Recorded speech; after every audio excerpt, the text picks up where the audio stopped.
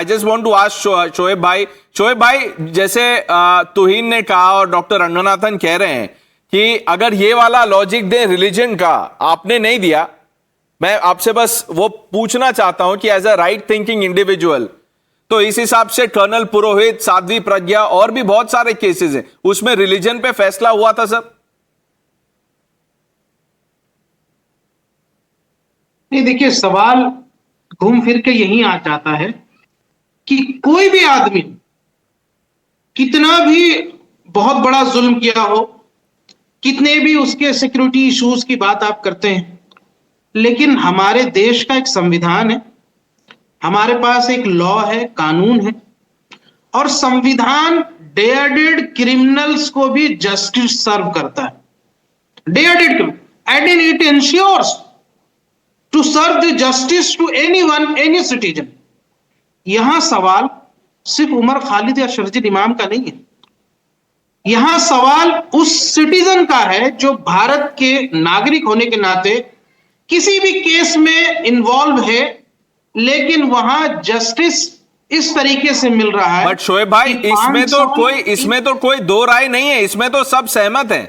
ये आप सही कह रहे हैं, ये तो एक सिस्टेमिक इशू है कि इतने केसेस पेंडिंग है, समय लग जाता है ट्रायल में, इसमें कोई दो राय नहीं। ये मैंने भी बोला, डॉक्टर रंगनाथन ने कहा, I don't think Ashwini ji भी इसमें कोई कुछ बोलेंगे। लेकिन मैं आपसे लार्जर सवाल पूछ रहा हूं। आप देखिए, मैं आपको एक एग्जांपल देता हूं। अफजल गुरु को कोर्ट ने सजा दी फांसी की, उसके बाद भी कुछ लोग हैं जो बोलते हैं कि वो मिसअंडरस्टूड था, वो उसको टेररिस्ट नहीं बोलते हैं, याकूब मेमन को टेररिस्ट नहीं बोलते हैं, और फिर बोला जाता है कि फ्री स्पीच है। लोअर कोर्ट्स और लोअर जुडिशरी का जो माइंडसेट है वो किस तरीके से कितना फ्री है। शोएब भाई, ये लोअर कोर्ट्स तो नहीं था ना, ये तो सुप्रीम कोर्ट था सर, ये सुप्रीम कोर्ट था, अयोध्या वर्डिक्ट भी सुप्रीम कोर्ट था, ये लोअर कोर्ट से तो बात ऊपर चली गई है। मैं इस केस की बात कर रहा हूं। आप कहते हैं कि यहां से कि जस्टिस की बात होती है। जस्टिस शेखर उपाध्याय का नाम सुना है आपने? जस्टिस शेखर उपाध्याय। एक मिनट शोएब भाई, मैं आपसे बस ये पूछूं, देखिए जजेस, हम अगर जजेस को डिस्कस करेंगे, they are not here to defend themselves. मैं आपसे एक प्रिंसिपल पे पूछ रहा हूं, अगर लोअर कोर्ट, तो साध्वी प्रज्ञा का भी तो केस लोअर कोर्ट में था, बहुत और भी लोग हैं जिनका केस लोअर कोर्ट में है। कल मुझे और आपको ही कुछ हो जाए तो हम भी तो लोअर कोर्ट से ही सुप्रीम कोर्ट में जाएंगे सर। लेकिन जो सिस्टम है, तो ऐसे तो नहीं बोल सकते कि शोएब भाई हैं तो चलो उनको 7 दिन कर दो और प्रणेश हैं तो इनको 2 दिन में छोड़ दो। ऐसे सर कोर्ट नहीं चलता है, और हमको ऐसा ये जो इररिस्पॉन्सिबल कमेंट्री ये करनी भी नहीं चाहिए। सनी धीमान काफी समय से कुछ बोलना चाह रहे हैं। Yes doctor Dhiman.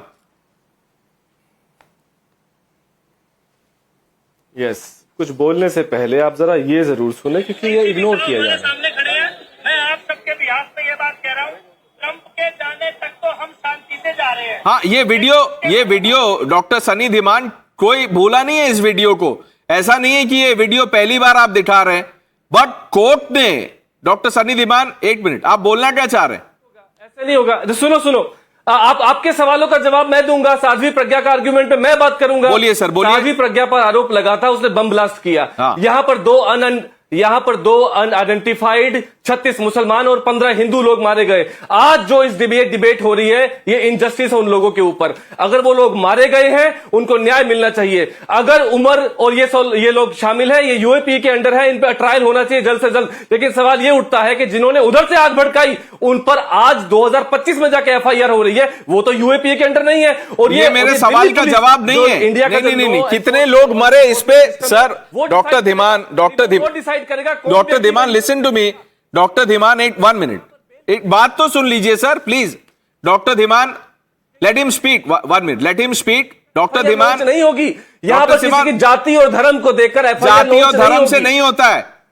आप लोगों ने जाति बोल के वहां नवारो भी जाति बोल रहे हैं। 1 minute, 1 minute, I will not allow this absurdity. Doctor Dhiman, listen to me, 1 minute sir, 1 minute. आप पढ़े लिखे हैं, ऐसी बातें मत कीजिए। 1 मिनट, आप एक बात बताइए, साध्वी प्रज्ञा के केस में साफ एविडेंस है कि वो भड़का। अरे सुन तो लो डॉक्टर धीमान, साध्वी प्रज्ञा के केस में सुनिए, साध्वी प्रज्ञा के केस में आप कह रहे हैं कि इतने लोग मरे, तो याकूब मेमन के केस में हो तो बॉम्बे ब्लास्ट का कंस्पिरेसी था, कितने लोग मरे? उसको भी नहीं मान रहे। मिडनाइट हियरिंग, एक मिनट, उनके भी कैंपेन शुरू हो गया था।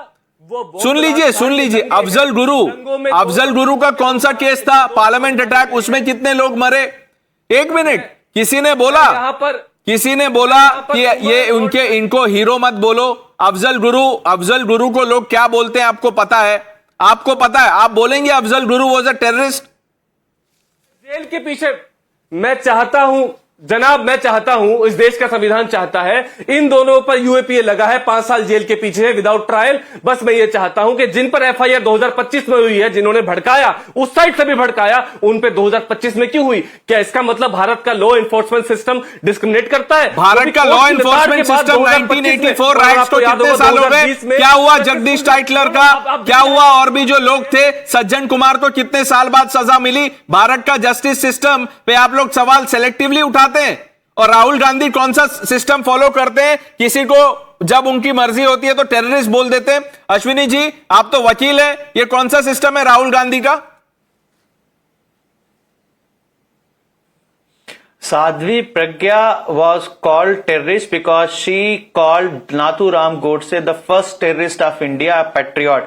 Anyone who thinks Nathuram Godse was a patriot who killed Mahatma Gandhi is a terrorist. I can call anyone. You name that person who's calling Nathuram Godse a patriot. I will call him terrorist. So Okay. Rahul Dr. Gandhi Ranganathan, made that statement for Rahul Gandhi is justified in saying someone a terrorist because of this reason. Yeah, this is an outrageous thing to rationalize your hypocrisy. It's a simple question. Ashwini ji was saying Umar Khan